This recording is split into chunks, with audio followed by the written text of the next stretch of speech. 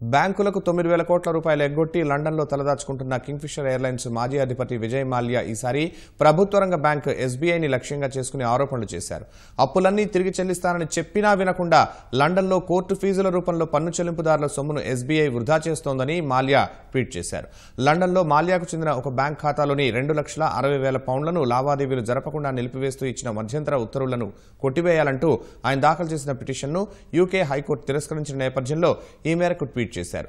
తాను తీసుకున్న రుణ మొత్తాలను పూర్తిగా తిరిగి రాబట్టినట్లు ప్రధాని నరేంద్ర మోదీ ప్రకటించిన తర్వాత కూడా ఎస్బీఐ న్యాయవాదులు తమ విజయాలను తనకు వ్యతిరేకంగా ప్రదర్శిస్తున్నారని మాల్యా ఆరోపించారు. ప్రజాధనంతో బ్యాంకు న్యాయవాదులు స్వీయ పదోన్నతి పొందుతున్నారని, దీనిపై ఎస్బీఐ సమాధానం ఇవ్వాలంటూ మాల్యా ట్వీట్ చేశారు. సెన్సేషనల్ శీర్షికల కోసం పరితపించే మీడియా ప్రతినిధులు తన రుణ మొత్తాన్ని రాబట్టేందుకు ఎస్బీఐ న్యాయపరమైన ఖర్చుల కోసం ఎంత వ్యయం చేసిందో ఆర్టీఐ ద్వారా అడగాలని మాల్యా సూచించారు.